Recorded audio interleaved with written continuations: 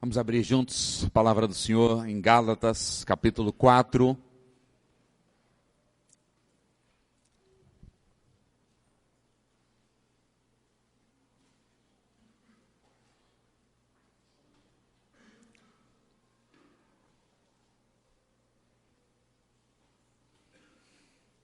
Evangelho de Gálatas.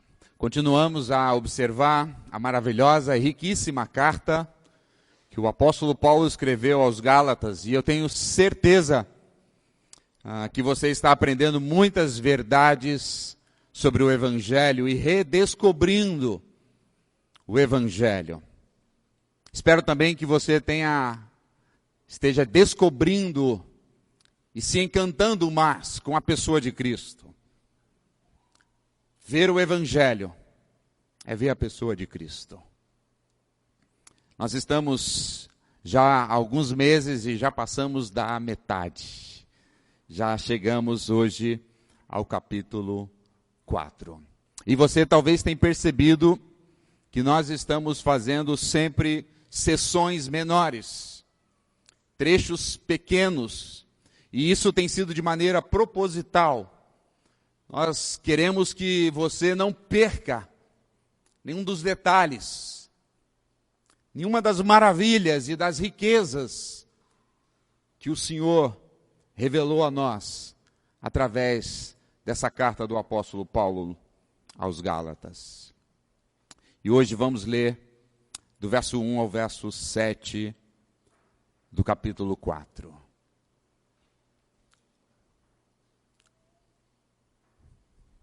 O tema de hoje é a beleza do Evangelho. Diz assim o texto sagrado, capítulo 4. Digo, pois, que durante o tempo que o herdeiro é menor, em nada difere do escravo, mesmo sendo ele o senhor de tudo, mas está sob tutores e curadores até o tempo determinado pelo Pai. Assim também nós, quando éramos menores, estávamos servilmente sujeitos aos rudimentos do mundo. Vindo, porém, a plenitude do tempo, Deus enviou o seu Filho, nascido de mulher, nascido sob a lei, para resgatar os que estavam debaixo da lei, a fim de que recebêssemos a adoção de filhos. E porque vós sois filhos, enviou Deus ainda aos nossos corações o Espírito de seu Filho, que clama, Abba, Pai. De sorte que já não és escravo, porém filhos. Sendo filhos, também vós sois herdeiros de Deus. Senhor, tua palavra aberta, nossos olhos, nossos ouvidos, nossa mente e o nosso coração. Fala ao nosso coração, Senhor. Alimenta-nos. Somos totalmente dependentes do Senhor. Leva-nos além das palavras e da letra. Vem por meio do teu Espírito edificar a tua igreja, consolar o teu povo, animar a tua igreja. Vem, Senhor, por meio do teu Espírito e da tua palavra, tocar as nossas vidas. Que seja uma noite de reconciliação, que seja uma noite de conversão, que seja uma noite, Senhor, de bênçãos do Senhor ao teu povo. Nós oramos na dependência do Senhor e para a glória de Jesus. Amém.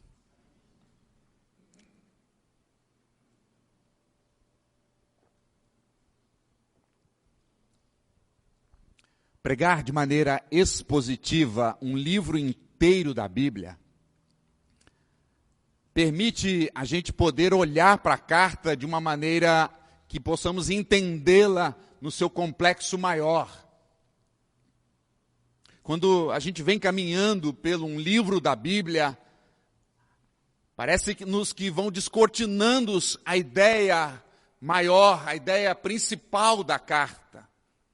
Sabendo que cada trecho, cada seção, cada parte das Escrituras tem uma ideia que o Senhor quer falar ao nosso coração, mas o Espírito Santo, ao inspirar o apóstolo, ao escrever essa carta, tinha uma visão maior. E ao lermos e estudarmos o livro inteiro, vai nos permitindo, de maneira paulatina, entender aquilo que o Senhor queria falar à igreja, ao povo, ao seu povo, aos irmãos da Galácia. Hoje nós estamos encerrando o segundo bloco, a segunda sessão. Essa carta foi dividida no primeiro bloco, na primeira sessão. A gente viu do capítulo 1 ao capítulo 2, e depois entramos no segundo bloco da carta, que é o capítulo 3, que vai até o final do verso 7 do capítulo 4. Então hoje estamos terminando esse segundo bloco. E eu queria relembrá-los de maneira breve esses 5 subblocos que estavam dentro desse segundo bloco, para que você não se perca, para que você não fique perdido. Eu queria relembrar a você que no primeiro bloco, o subbloco, nós trabalhamos o capítulo 3, o verso 1, Paulo apelando aos Gálatas para uma experiência, a experiência da conversão deles. Paulo queria dizer, nesse primeiro momento, que são 5, esse primeiro, Paulo então conclama os Gálatas a relembrar da conversão. Aquele dia que o Espírito tocou a vida deles, e daquele dia que deu início à vida cristã, e Paulo os relembra que tudo isso começou por obra do Espírito, não por obra da carne, não por obra da lei, não pelo esforço humano.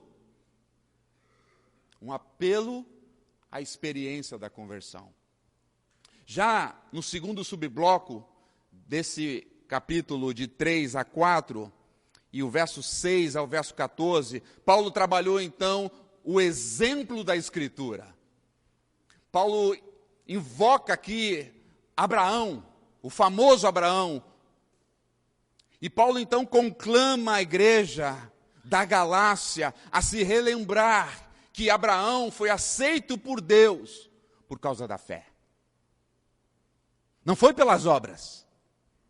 Paulo então quer relembrar aqueles irmãos que Abraão creu na promessa, e isso foi imputado sobre ele. É pela fé, Paulo está relembrando. Por isso que Paulo então evoca a Escritura, para dizer que a vida cristã começa no Espírito, a vida cristã dá continuidade no Espírito, porque um dia houve fé.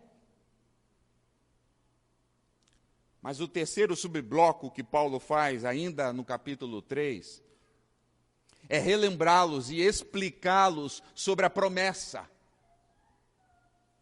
Os Gálatas estavam recebendo um ensino, um falso ensino dos judaizantes, que a promessa anulava, ou a lei anulava a promessa. E Paulo vem relembrar que a promessa foi dada muito antes da lei. 400 anos antes da lei, Deus havia dado a promessa do Evangelho para Abraão. A promessa dada é anterior à lei. A lei não substitui a promessa. A lei não anula a promessa.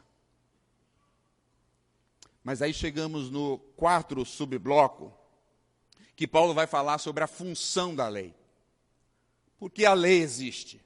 Qual é o propósito da lei, a finalidade da lei? Lembra que os judaizantes queriam impor sobre a igreja da Galácia que eles deveriam guardar a lei. Porque a lei teria, segundo eles, um papel de acrescentar na salvação. Que a lei tinha um papel de complementar a salvação. E Paulo vem aqui dizer que não, que os judaizantes não entendem nada de promessa, não entendem nada de lei, não entendem nada de conversão, não entendem nada de Abraão, não entendem nada do Antigo Testamento, judaizantes não entendem de nada. E Paulo então explica qual o valor da lei, qual a função da lei e para que ela veio. A lei veio para apontar a necessidade de um Salvador, que era Cristo. E hoje chegamos então ao quinto e o final desse bloco que Paulo está fazendo toda essa argumentação, que é o capítulo 4, para que a gente possa entender. Então, a experiência da conversão, a escritura, o entendimento da promessa, o papel da lei, e aí Paulo encerra hoje falando sobre a analogia civil da adoção. Paulo faz toda uma argumentação nesses outros subblocos para falar sobre a adoção. Que os Gálatas e todos aqueles que têm fé em Jesus foram adotados por Deus e agora são filhos de Deus. E sendo filhos de Deus, são herdeiros de Deus. Herdam todas as bênçãos que Deus deu a eles por guardarem a lei, não. Pela fé em Jesus. Pela fé em Jesus, recebemos a adoção. Pela fé em Jesus, recebemos a herança, que são todas as bênçãos que Deus dá ao seu povo. Então a minha pregação hoje vai ter 4 divisões. Primeiro, verso 1, 2 e 3, eu vou trabalhar a analogia para que você possa entender o que Paulo quer dizer com essa analogia, com esse exemplo. Depois, no segundo momento, eu vou falar sobre o grande dia, verso 4, que Paulo chama de a plenitude dos tempos. Depois de olharmos a analogia, vamos ver o grande dia chegou, a plenitude dos tempos, a vinda de Jesus. Primeira. Depois, em terceiro lugar, eu quero trabalhar com vocês as bênçãos dos filhos de Deus. Por sermos adotados como filhos de Deus, quais as heranças que Deus nos deu, quais as bênçãos que Ele nos deu, e relembrar aos irmãos que nós somos um povo abençoado, porque estamos guardando a lei? Não, porque somos filhos, herdeiros da herança. E aí farei 3 aplicações e concluo com o meu último ponto, que é uma aplicação também, falando sobre a nossa nova identidade em Cristo, que é o verso 7. Tá bom? Então vou tentar seguir por esse mapa, por essa trilha, analogia, o grande dia, as bênçãos, aplicações e a nossa identidade em Cristo Jesus. Vamos começar pela analogia, verso 1, 2 e 3. Durante o tempo, veja o verso 1, em que o herdeiro é menor de idade, ele é igual a um escravo. Ele é o senhor, ele vai receber a herança, mas ele vive como um escravo. Paulo diz, verso 2, ele está debaixo de tutores, de curadores, a palavra aí pode ser administradores.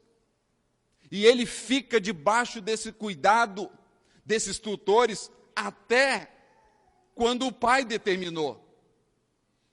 E Paulo vai aplicar, então, essa analogia, dizendo que nós éramos assim. Mas é qual a analogia que Paulo está evocando aqui dos dias lá dos romanos, para que a gente possa entender? Os Gálatas entenderam, mas eu e você precisamos entender qual é a analogia da adoção na cultura greco-romana, para que a gente possa entender a adoção hoje. Os comentaristas bíblicos, os eruditos, vão dizer que Paulo está trabalhando aqui com 2 figuras. Eu gosto mais da segunda, mas eu quero ser honesto com vocês e dizer sobre as 2 figuras, e elas podem nos ajudar. A primeira figura que Paulo está trabalhando aqui é a imagem de um filho, e o seu pai tem uma herança, e o seu pai não ainda deu a ele para administrar a herança, porque ele é de menor. Vai fazer besteira, não sabe administrar o seu dinheiro, a herança será dada a ele, mas essa herança será dada a ele num tempo determinado, o tempo ou a idade que o pai já disse: quando esse menino tiver tantos anos, ele receberá essa herança. Enquanto isso, ele fica sendo orientado, ele fica sendo debaixo desses curadores, debaixo desses administradores. Ele não tem poder. Por isso que ele diz no verso 1, ele é semelhante a um escravo. Ele não pode gastar a herança, ele não pode usufruir da herança, porque ele ainda não chegou à sua maioridade. Mas o segundo exemplo que os eruditos e os comentaristas bíblicos dizem que Paulo está também retirando essa analogia da cultura greco-romana é a imagem de um senhor, de um homem poderoso, um homem que tem muitos bens, mas não tem filho. E esse homem quer deixar a sua herança para um dos seus escravos. E esse escravo, de igual modo, é um escravo de menor ainda. Então esse homem olha para esse pequeno escravo, que ainda não está na idade de receber a herança, e este homem decide por testamento deixar toda a sua herança para esse escravo. Pode ser quando ele chegar à idade maior, ou pode ser quando o homem morrer. Mas o apóstolo Paulo quer mostrar para nós que vai além disso. Esse senhor, esse homem que tem muitos bens, ele não só coloca em nome daquele escravo toda a sua herança e todos os seus bens. Paulo vai mostrar aqui para nós que esse senhor, esse homem muito rico, adota esse escravo como seu filho. E agora, sendo seu filho, vai receber toda a sua herança. E receberá uma herança não como escravo, mas receberá a herança como um filho. Ele se tornou filho do Senhor. Ele se tornou herdeiro do Senhor, mas ele também se tornou da família do Senhor. Esta é a imagem que o apóstolo Paulo quer colocar para nós. Era muito comum naqueles dias, então, os tutores.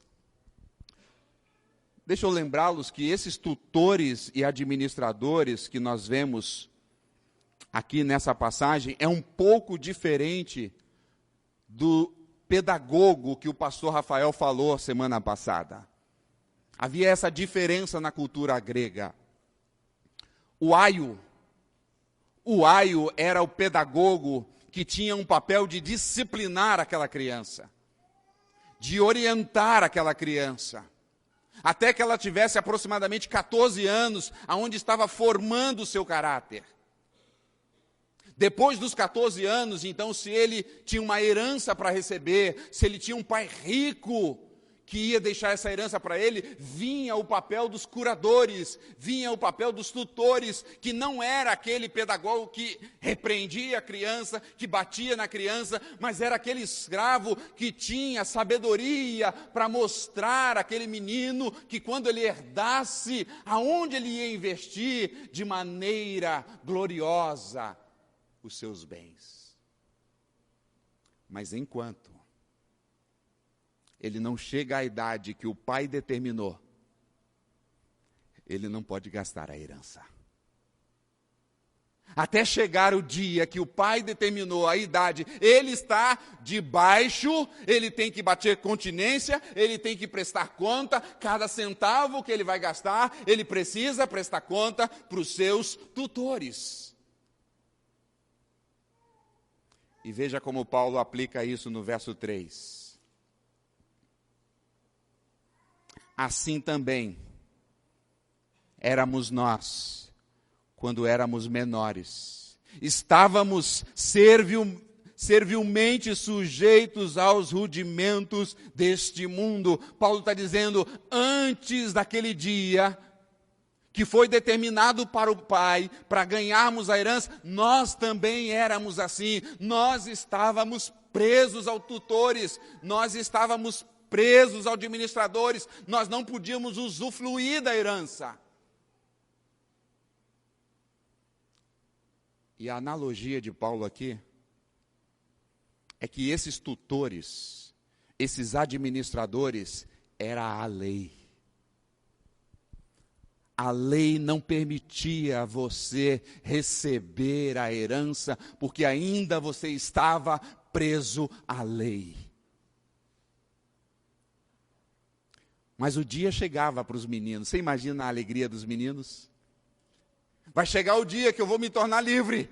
Vai chegar o dia que eu vou botar a mão na bufunfa do papai, no dinheiro que ele deixou. Vai chegar o dia. Aí ele já começa, vou trocar de carro. Aliás, vou comprar um carro que ele nem tinha carro. Vou comprar um celular. Vou comprar um computador. E N coisas, e a bênção, eu vou ficar livre desses tutores, ninguém vai mandar em mim, eu estou com a herança, eu agora sou senhor de mim mesmo, eu não vivo mais como escravo, eu não presto conta mais a ninguém, eu sou agora o herdeiro. Mas esse dia, veja o que diz o verso 2, esse dia, só podia ser esse dia de alegria, o tempo pré-determinado pelo pai. Só o pai dizia, quando você tiver 25 anos, você vai colocar a mão na herança. Esta é a analogia que Paulo quer que a gente entenda. Éramos escravos. Deus, sendo o Deus criador dos céus e da terra, rico, tem uma herança para compartilhar. E Ele nos adota. E Ele nos adota como seus filhos. E diz que essa herança vai chegar em nossas mãos. Que essa herança vai ser nossa. E vai chegar o dia que não vamos precisar mais da lei. Não vamos precisar mais dos tutores. Não vamos viver mais como escravos. Isso, meus irmãos, é um tapa na cara dos judaizantes, porque um jovem independente, um jovem que colocava a mão na herança, será que ele voltaria para estar debaixo dos tutores? Será que ele se submeteria à ordem de outro? Paulo está dizendo, isso é uma imaturidade. Voltar à lei é inconsequente. Chegamos no nosso segundo momento do texto, que é o verso 4, que é o grande dia. O dia que o filho será agora, então, o filho de maior. Veja o verso 4. Vindo, porém, a plenitude do tempo, Deus enviou o seu filho, nascido de mulher, nascido sob a lei, para resgatar aqueles que estavam debaixo da lei, a fim de que recebesses o que, irmão? A adoção de filhos. Paulo está dizendo, é um grande dia. Assim como é um grande dia para aqueles meninos, será um grande dia, o dia que Deus vai intervir na história, o dia que Deus vai amar esse mundo e vai mandar o seu filho para nascer numa manjedoura, um menino vai nascer. Esse é o dia determinado pelo Pai, que nós vamos poder romper com os nossos tutores, romper com aqueles que eram os nossos administradores. Vai ser o dia, irmãos, que nós vamos colocar as mãos na herança que o Pai prometeu para nós, porque agora nos tornamos seus filhos, mas enquanto estávamos debaixo da lei, éramos de menores, não podíamos desfrutar da herança que o Pai havia deixado para seus filhos. Veja o que ele diz. Vindo a plenitude do tempo, Deus enviou o seu Filho. Ah, que dia maravilhoso! Que dia glorioso! Que dia que tudo mudou quando Deus mandou o seu Filho. E perceba a beleza da cristologia que diz que Deus mandou o seu Filho. Jesus Cristo é Filho de Deus. Mas ele também, diz o verso 4, nascido de mulher. Ou seja, Paulo quer mostrar para nós que aquele que vai agora entrar na história, que vem para quebrar a lei, aquele na quem a lei apontava que seria o Salvador, ele é filho de Deus, mas ele vai nascer também de uma mulher. Por quê? Porque ele é 100% Deus e ele é 100% homem. É o Deus homem, é o homem Deus. Esse é Jesus. Esse é Jesus que nós celebramos, esse é o Jesus que nós adoramos. E o texto continua, irmãos. Nascido de mulher, nascido debaixo da lei. Jesus nasceu debaixo da lei, e Jesus cumpriu toda a lei, desde a manjedoura até a cruz. Jesus nunca falhou, Jesus nunca errou, Jesus nunca pecou. Jesus cumpriu cada ponto, cada vírgula, cada mandamento do Pai. Ele honrou o Pai cumprindo a lei. Só ele cumpriu a lei. E cumpriu, vai dizer o apóstolo Paulo, em nosso lugar. E agora os Gálatas querem viver debaixo da lei, querem cumprir a lei e querem se esquivar de Cristo. Isso é uma blasfêmia, isso é um equívoco, é um desprezo à obra de Jesus, à vida de Jesus. Ele se fez homem, ele viveu debaixo da lei, ele cumpriu a lei e mais, irmãos, ele se submeteu à maldição que está debaixo da lei e foi colocado na cruz como maldito, mesmo sem errar. Como ovelha muda, vai dizer Isaías, não abriu a sua boca. E os Gálatas agora estão dizendo, sim, nós precisamos de Cristo. Sim, Cristo cumpriu a lei. Mas nós também precisamos cumpri-la para sermos aceitos por Deus. Não! Os Gálatas estão dizendo, sim, Cristo viveu debaixo da lei, cumpriu a lei. Agora nós também precisamos cumpri-la para que possamos ser salvos mediante a obra de Jesus, mas também mediante sobre a lei. Paulo vai dizer, não. Cristo já cumpriu a lei em nosso lugar. Voltar à lei é rejeitar a vida de Jesus. Voltar à lei é dizer que Jesus não a cumpriu de maneira satisfatória. O grande dia chegou. O dia que Deus enviou o seu Filho, nascido de mulher, nascido debaixo da lei. E aí nós entramos na terceira parte do nosso sermão. Por que Deus fez isso? Porque Jesus teve que nascer de mulher, sendo Filho de Deus, sendo o Rei da glória, sendo o Senhor dos senhores, sendo o Todo-Poderoso. Porque teve que nascer, se submeter e entrar neste mundo através de uma mulher e viver debaixo da lei e vivê-la completamente, mas acusado indignamente, falsamente, foi a cruz do Calvário. Por quê? Para quê? E aí agora Paulo vai dizer para nós as bênçãos que Jesus adquiriu por nós.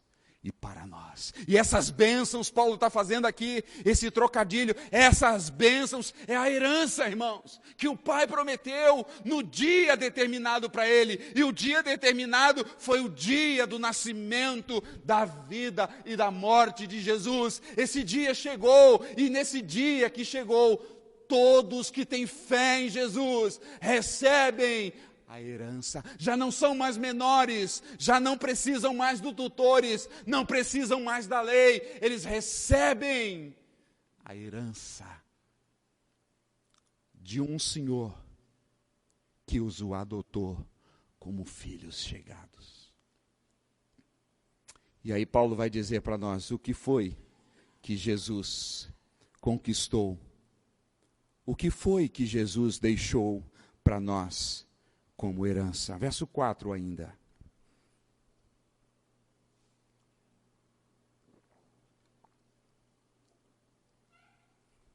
Perdão, verso 5. Ele nasceu de mulher, debaixo da lei, verso 5, para resgatar os que estavam debaixo da lei. A herança que Jesus conquistou e nos entregou foi o resgate. Paulo está aqui, mais uma vez, trazendo na memória dos irmãos da Galácia algo que era comum para eles nos dias dos romanos. Paulo pinta uma imagem para nós aqui de um mercado de escravos. Muitos escravos. Havia negócios de escravos, onde pessoas compravam escravos e vendiam escravos. E a palavra que Paulo usa aqui, resgatar, redimir, é a figura que ele usa, que Jesus chegou naquele mercado e vários escravos estão ali. E Jesus, naquele mercado de escravo, olhou para nós e nos amou. Jesus olhou para nós naquele mercado de escravos, nós que éramos servos do Satanás, nós que éramos escravos do pecado, mas Jesus ali naquele mercado nos amou e nos comprou, e pagou o preço. E o texto que nós lemos de Pedro, no capítulo 1, vai dizer que não foi um preço de ouro, nem de prata, mas foi um preço que ele pagou com o seu próprio sangue. Paulo está dizendo, a herança que nós recebemos é que agora não temos mais o diabo, não temos mais o pecado, não temos mais o mundo, nem nós mesmos sobre senhores de nós. Agora é Jesus o nosso dono. E quem é o Senhor Jesus? O Senhor Jesus é um Senhor gentil. O Senhor Jesus é um Senhor amoroso. O Senhor Jesus é um Senhor que ama. Ele nos resgatou. Se você está aqui nessa noite, e pela fé que você depositou em Jesus, você também era um escravo naquele mercado, e Jesus olhou nos seus olhos e pagou por você, e comprou você com o seu sangue derramado na cruz do Calvário, e agora você é de Jesus. Ele nos resgatou, disse o apóstolo Paulo. Como não estivesse bom, ele vai um pouco mais à frente.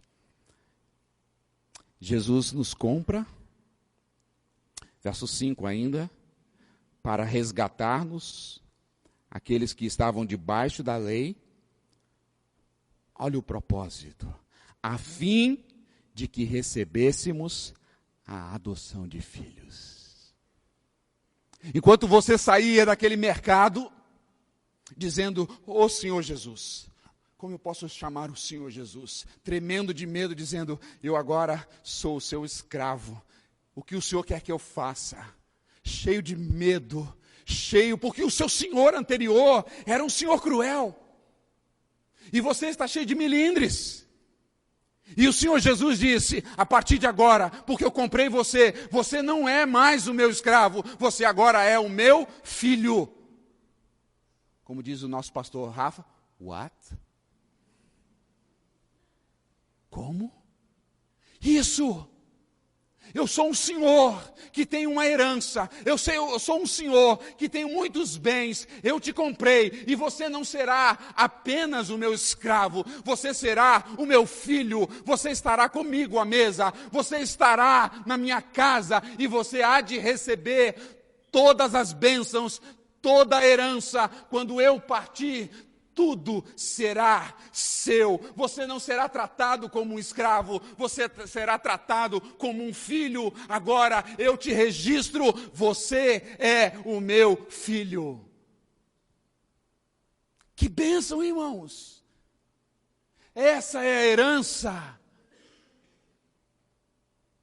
Enquanto estávamos debaixo da lei, não tínhamos acesso à herança, mas quando o tempo determinado pelo Pai veio, quando Jesus Cristo veio, Ele nos comprou, deixamos de ser escravos e agora nos sentamos na mesa com Ele e falamos, Pai. Alguém pode dizer amém, louvado seja o nome do Senhor. Se fôssemos escravos, já estava muito bom, sim ou não? Um Senhor generoso, um Senhor justo, um Senhor clemente, um Senhor doce. Mas além de nos fazer seu escravo, Ele nos adota na sua família. E agora diz o apóstolo Paulo, recebemos a adoção de filhos. Você é amado por Deus, você é um escolhido de Deus, você é filho de Deus. E Paulo está dizendo, ó Gálatas, porque vocês estão voltando para ficar debaixo dos tutores, vocês já receberam a herança, Cristo já lhes resgatou, Cristo já lhes fez filhos, porque vocês ainda estão vivendo como escravos. Voltar-se à lei, se apegar à lei para conquistar algo de Deus é uma inconsequência. Você já tem o tudo de Deus, a herança de Deus, as bênçãos de Deus, a família de Deus.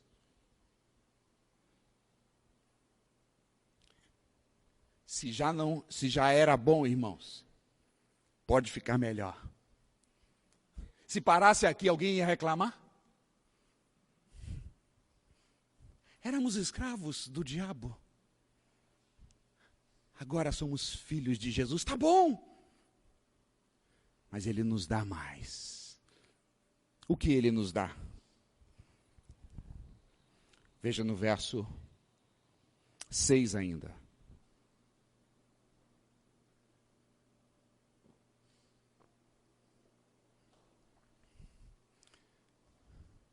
A fim, finalzinho do 5, de recebermos a adoção de filhos.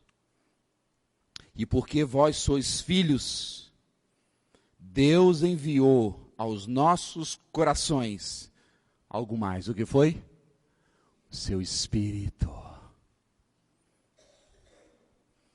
Abra um sorriso, irmão. Você já não é mais escravo de Satanás. Você foi comprado. Você não está mais ridicularizado naquele mercado fedido e maldito, com um senhor que te aprisiona, que pisa em você e que te espanca. Você foi comprado por Jesus, pelo seu sangue, e você foi feito filho dele. E agora Deus ainda enviou o seu Espírito Santo na sua vida, no seu coração.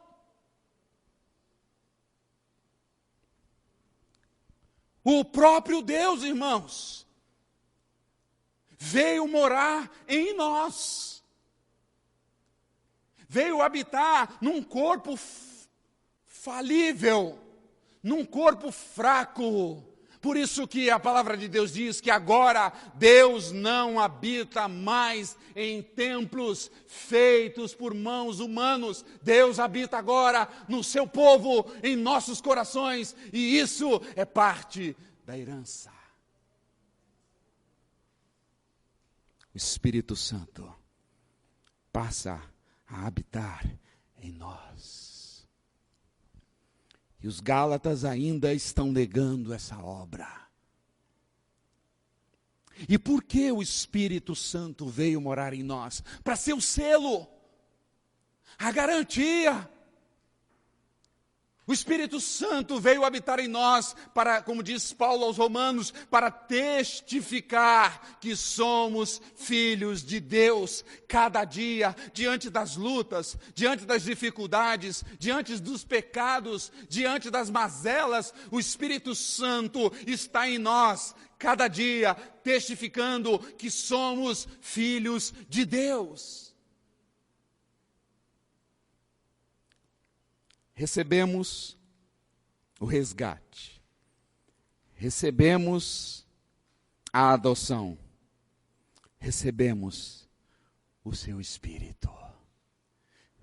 E os Gálatas ainda estão tentando correr atrás para serem aceitos por Deus. E Paulo está gritando aqui, irmãos, vocês já foram aceitos por Deus. Vocês já receberam a herança de Deus. Vocês já são filhos de Deus. Vocês não precisam fazer mais nada. Vocês não precisam se apegar à lei. Vocês não precisam se apegar aos esforços para aceitar. Foi Deus quem aceitou vocês. Ele nos deu todas as bênçãos por causa da fé e não das obras. Ele nos deu toda a herança por causa da fé em Jesus e não por causa da lei. Ele nos deu toda a herança, não porque nós vamos nos esforçar e no final vamos dizer, cheguei lá, agora vou tomar posse da herança que eu consegui. Não, Deus já nos deu.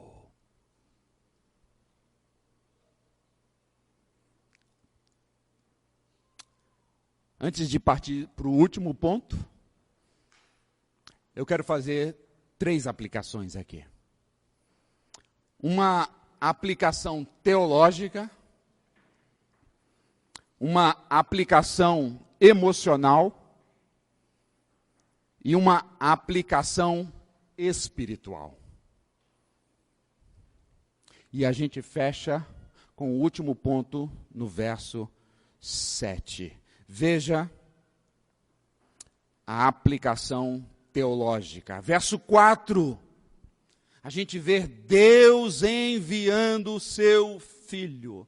Então nós vemos aqui o Pai, e nós vemos aqui o Filho, Jesus Cristo, e também a gente vê nos próximos versos, no verso 6, Ele enviou o Espírito do seu Filho. Perceba, Pai, Filho, Espírito Santo. Deus sempre, quando se revela como um Deus trino. Qualquer Deus que não seja trino é um falso Deus, é um ídolo. O verdadeiro Deus é Pai, o verdadeiro Deus é o Filho, o verdadeiro Deus é o Espírito Santo, é a Trindade. A gente vê isso na criação.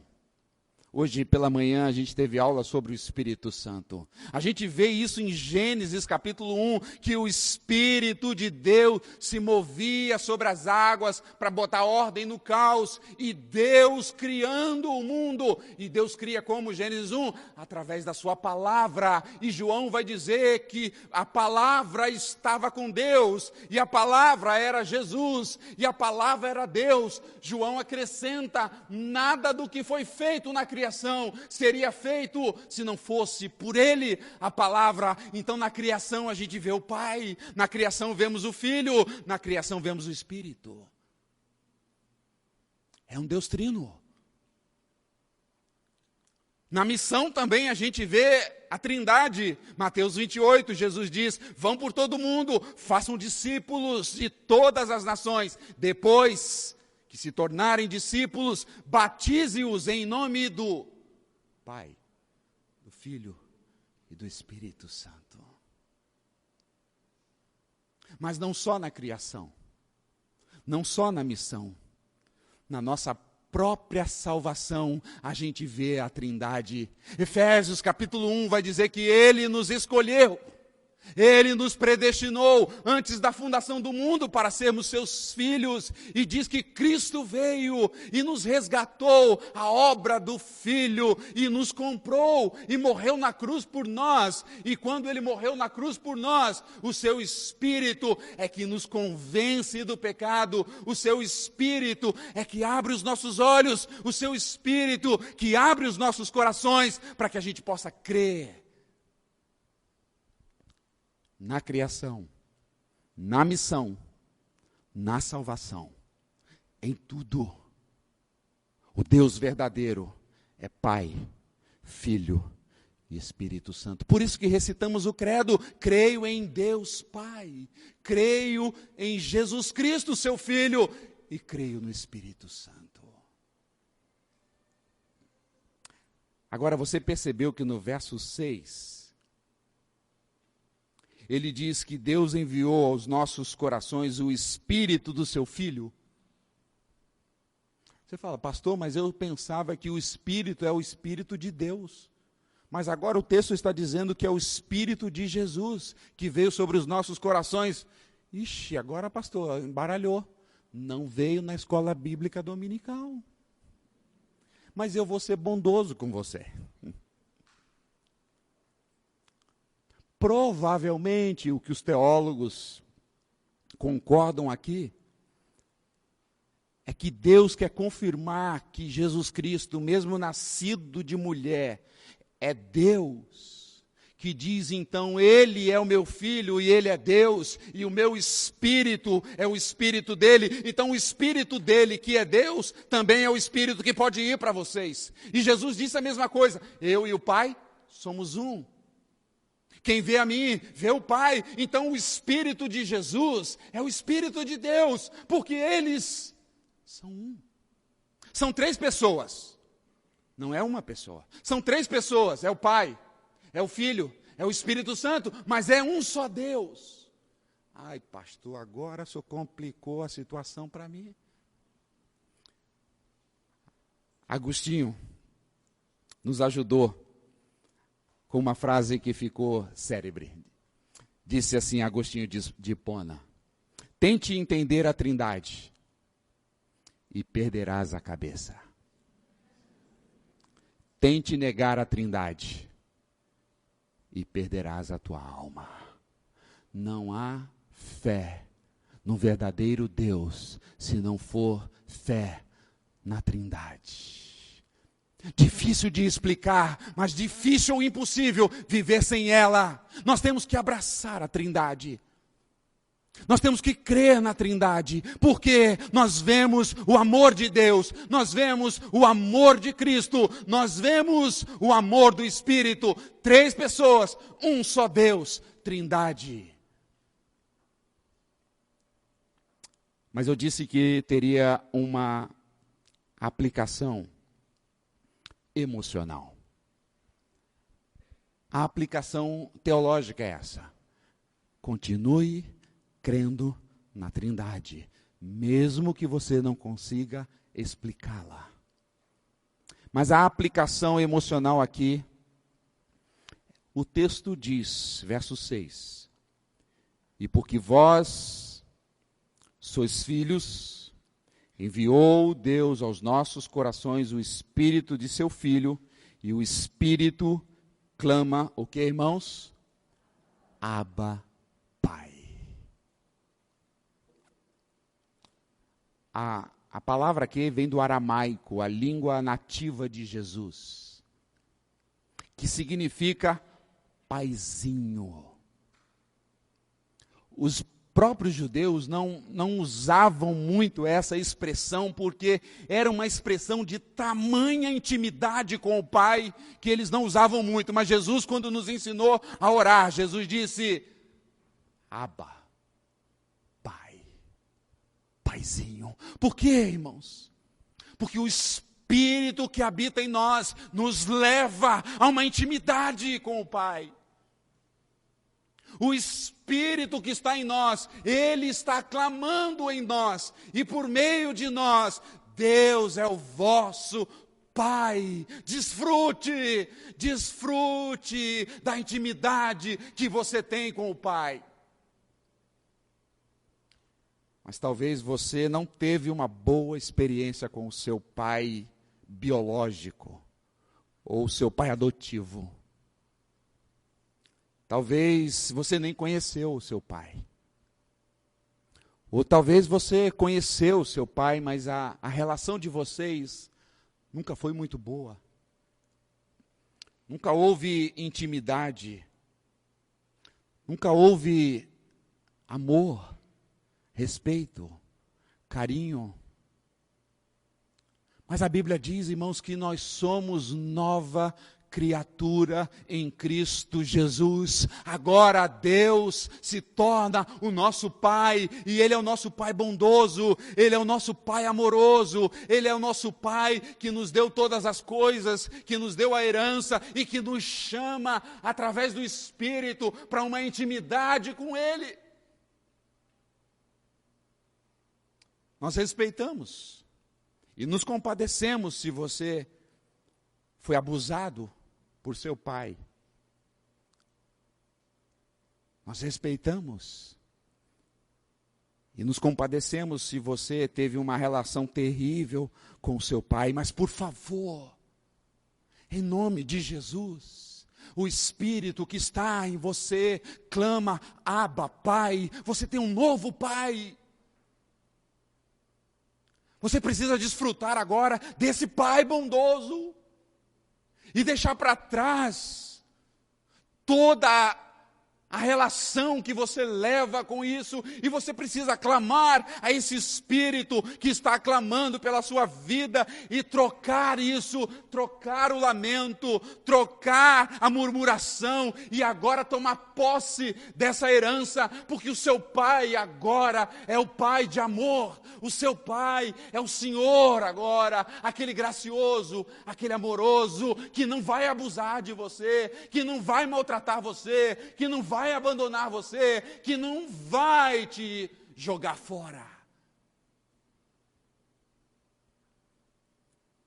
O Espírito está em nós para nos dar um equilíbrio emocional, para que a gente pegue toda essa dor e todos esses transtornos que nossos pais cometeram em nós, e possamos agora abraçar o verdadeiro Pai. Talvez você que está aqui nessa noite teve um pai maravilhoso. Um pai atencioso. Um pai presente. Um pai que sempre estava ali para enxugar as suas lágrimas.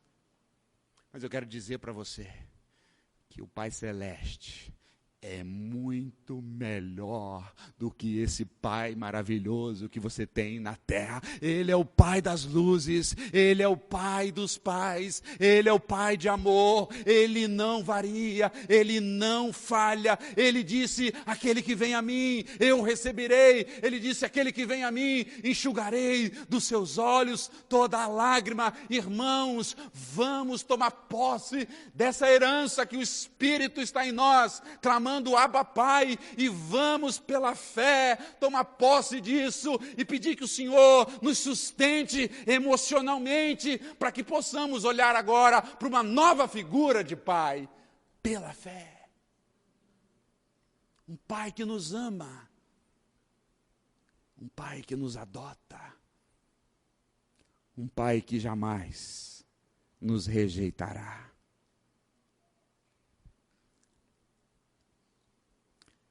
A minha última aplicação é a aplicação espiritual. Foi a primeira teológica da Trindade, a segunda emocional, que Deus restaure as nossas emoções, porque o Espírito está em nós, clamando Abba Pai, para nos levarmos a uma intimidade com Ele, mas agora é uma aplicação espiritual. Eu não sei se você está conseguindo discernir tudo o que temos pregado aqui nessa carta de Paulo aos Gálatas. Tudo que estamos ensinando sobre esse texto. E o que nós temos falado a cada domingo aqui para você. Se você está buscando a Deus, se você está se santificando, se você está lutando contra o pecado, se você está vivendo uma vida de oração e está fazendo de tudo, se santificando, você pode estar errado. Tudo isso pode não estar valendo de nada. Se você está se santificando, se você está orando, jejuando e buscando, e se você está lutando contra o pecado para você ser aceito por Deus, isso não vale nada. Se você está lutando para ser o melhor homem, o homem mais santo da face da terra, a mulher mais santa da face da terra, e você jejua, e você ora, e você não perde uma reunião na igreja, e você contribui na igreja, e você ajuda os pobres, e você está buscando de tudo para ver se Deus te aceita, para ver se Deus te salva, isso não vale de nada. Porque Deus já te amou. Essa é a mensagem que nós estamos proclamando em Gálatas. Deus já te aceitou. Deus já te recebeu.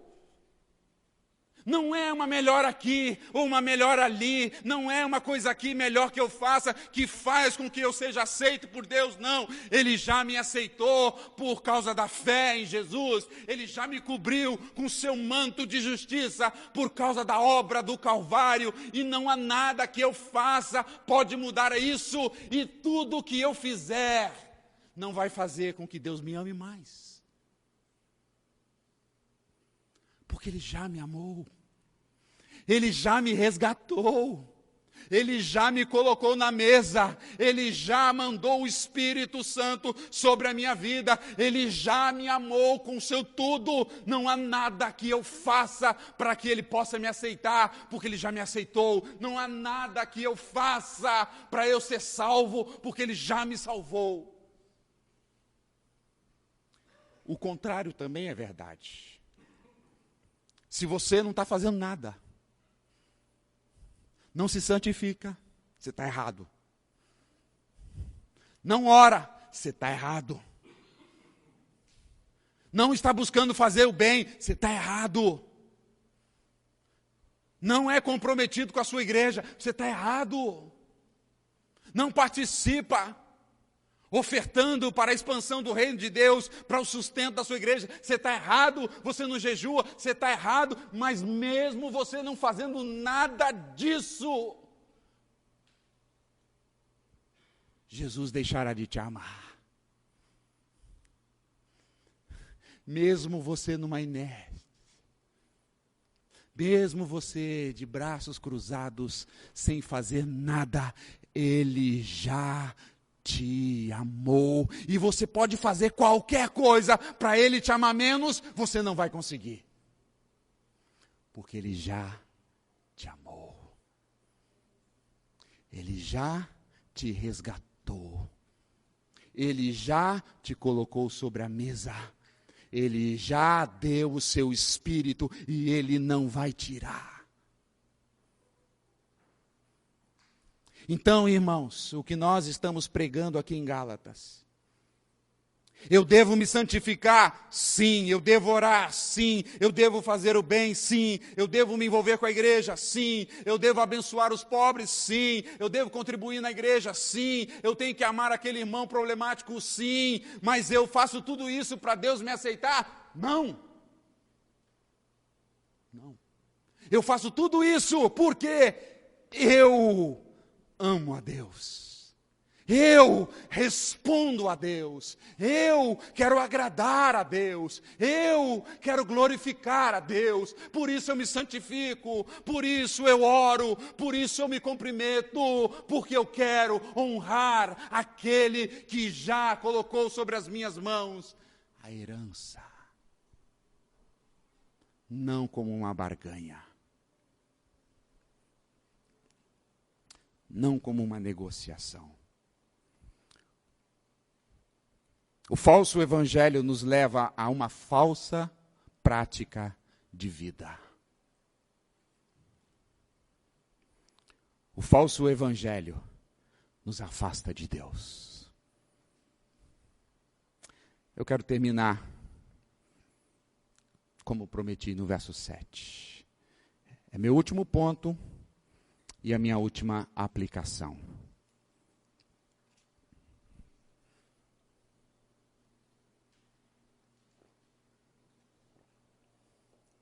Olha como Paulo termina essa sessão. De sorte. Não é pela sorte aqui, viu, pessoal? Portanto, concluindo, de sorte que já não és escravo, mas filho. Você vê, os Gálatas estão fazendo tudo errado. E Paulo continua dizendo, vocês ainda são filhos. Vocês ainda são filhos. Não és escravo, porém filhos. E sendo filhos, também vocês são herdeiros de Deus. Quem é você? Eu sou o Flávio, eu sou o João, eu sou a Maria, eu sou o Fernando, eu sou a Fernanda. Não é isso que eu estou perguntando. Quem é você? Você está debaixo da lei? Ou você está debaixo da graça? Você é escravo? Você tem tutores ainda sobre a sua vida? Ou você é o filho que chegou? O tempo determinado pelo Pai e abraçou o Evangelho e recebeu todas as bênçãos que o Evangelho tem para a sua vida. Você agora é filho. Quem é você? Você pode ser um ou outro. Você só pode ser um dos dois. Na verdade, você pode ser três. E eu explico. Primeiro, se você entrou aqui, talvez sua primeira vez hoje, ou você tem frequentado a nossa igreja, e aquele grande dia não chegou na sua vida, o dia da conversão, o dia que os seus olhos foram abertos, aquele dia que o Espírito tocou a sua vida, a Bíblia diz que você ainda é escravo. Escravo de si mesmo, dos seus prazeres, escravo das trevas, do diabo, escravo do pecado. Você não pode abandonar o pecado, você é escravo dele, você precisa dele, você obedece a ele, você ainda é escravo, mas essa noite pode ser uma Páscoa diferente para você.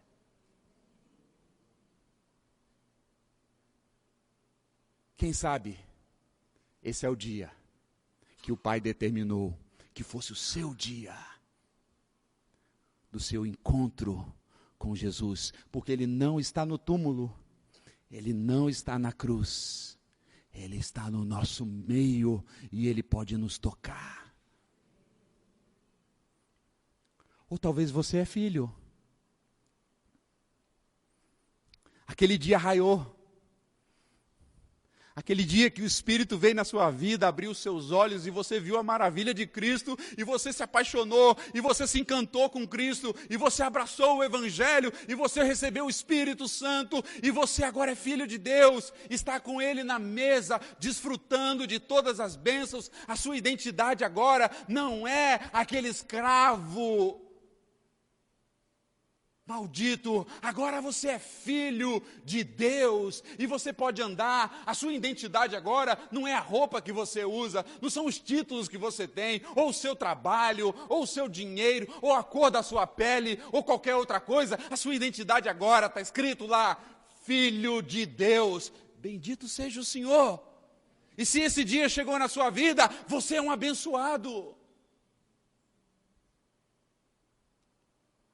Que glorioso dia.